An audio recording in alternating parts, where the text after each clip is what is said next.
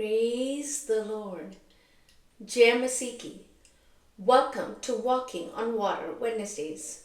मेरा नाम है अंजलि नाथ। आइए हम मिलकर परमेश्वर पर निर्भर होना सीखें।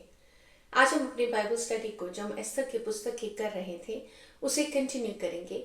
आज हम चैप्टर 6 के एंड को देखेंगे, verse 11 to 14, that talks about कि कैसे दुष्ट का अंत परमेश्वर करने पर है।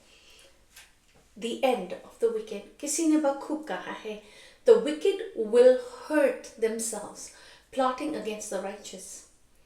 God himself is their defender.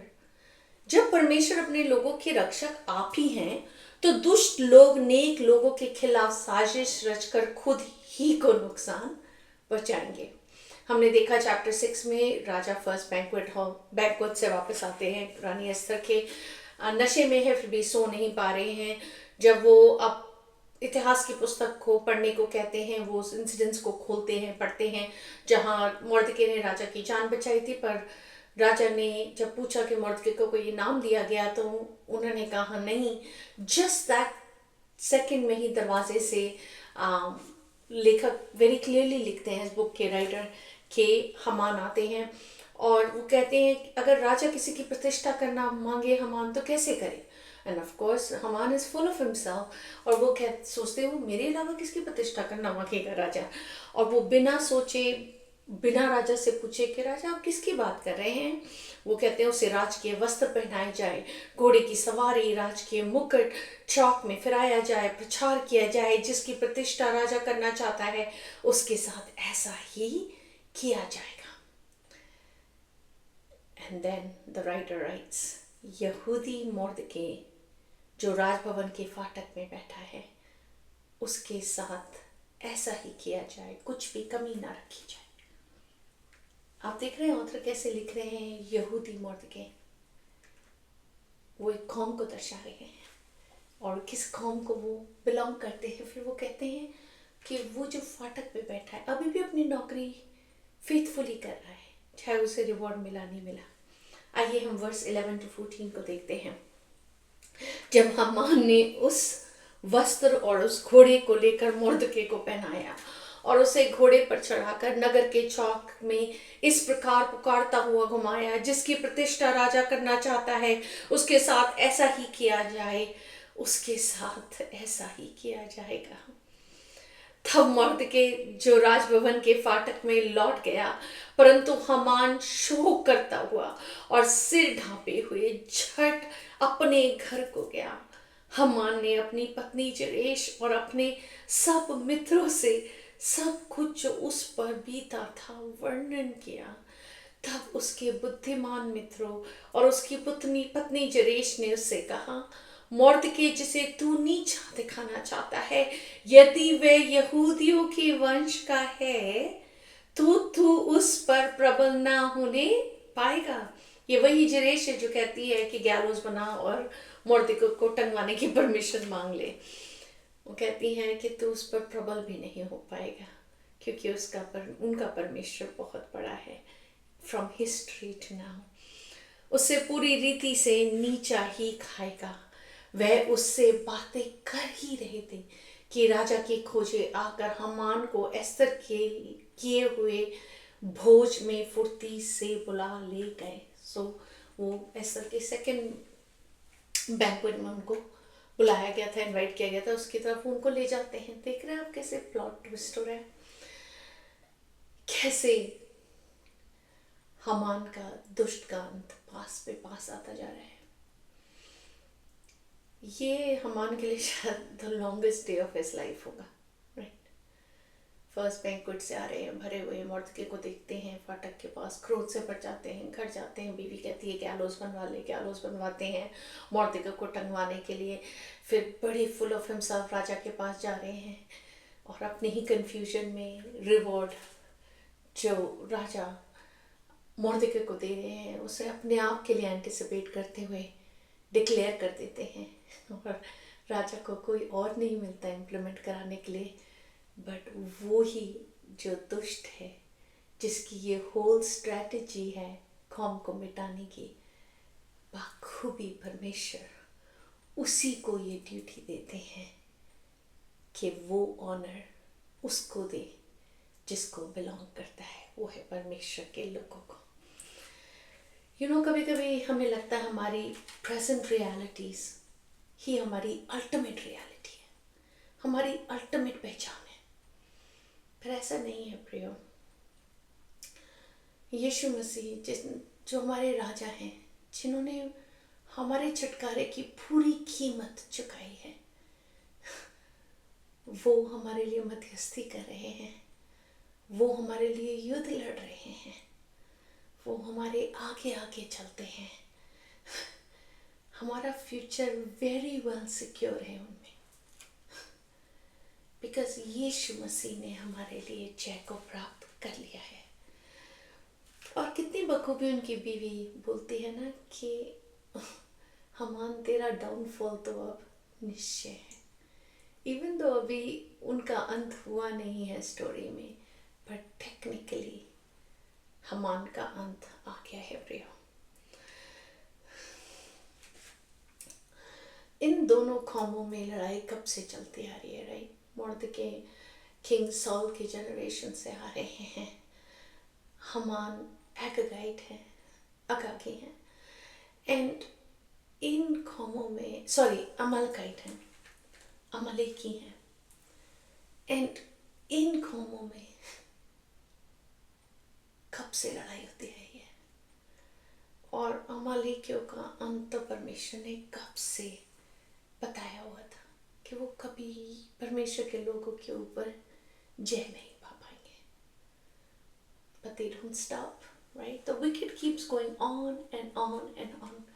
कभी कभी जब हमारी भी लड़ाई मार्शल लहू से नहीं होती, हम जानते हैं, फिर भी हमारे फेस में दुष्टता आती जाती है, और हम अपने आप को रीअश्योर करते जाते हैं कि परमेश्वर धर्मी है, परमेश्वर न्यायी है, वो अपने लोगों का न्याय जरूर से चुकाएंगे। जैसा भजन संहिता 39-40 में लिखा है, धर्मियों की मुक्ति यहोवा की ओर से होती है, संकट के समय वह उसका दृढ़ गढ़ है, यहोवा उनकी सहायता करके उनको बचाता है, वह उनको दुष्ट से छुड़ाकर उनका उद्धार करता है, इसलिए कि उन्होंने उसमें शरण ली है।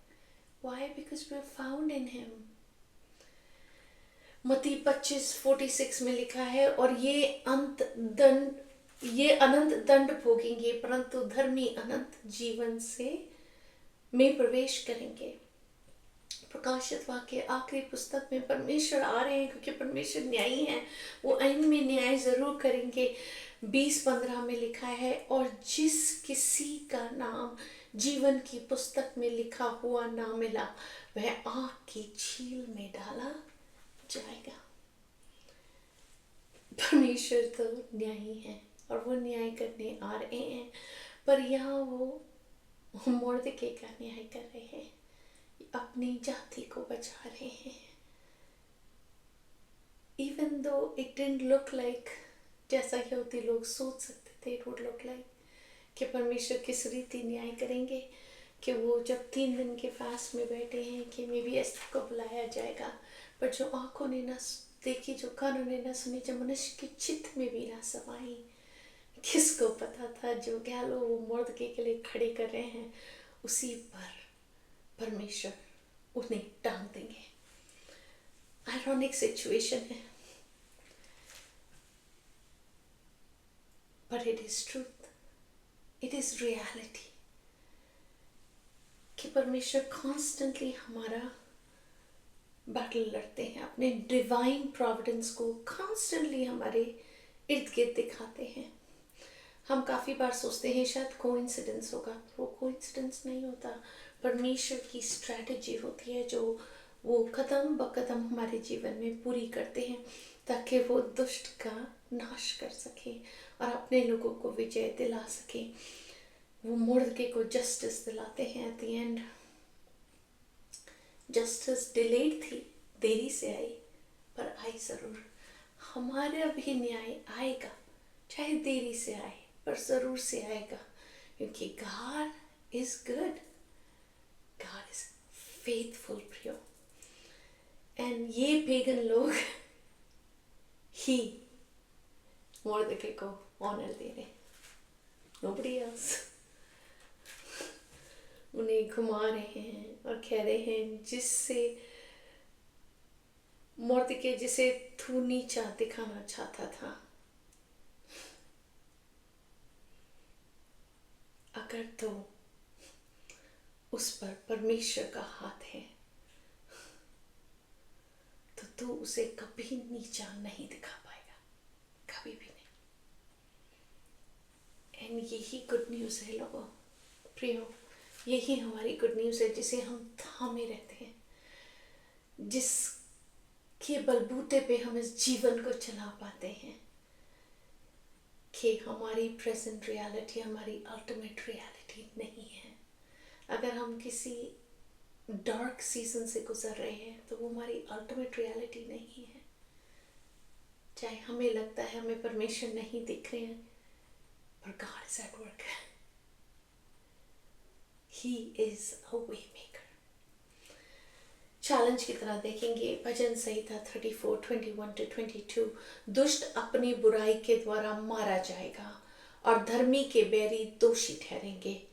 यहोवा अपने दासों का प्राण मोल लेकर बचा लेता है, और जितने उसके शरणागत हैं उनमें से कोई भी दोषी ना ठहरेगा, कोई भी नहीं। आइए हम प्रार्थना ही करते हैं।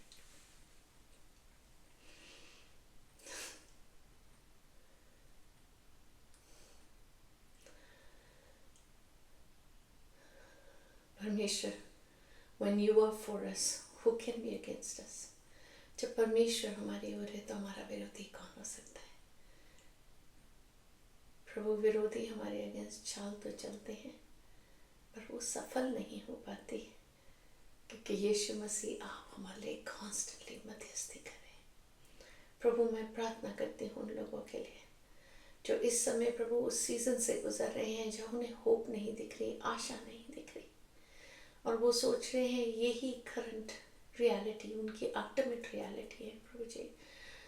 और ये प्रभु जी जो भी वक्त है उन पर ये गुजरेगा नहीं।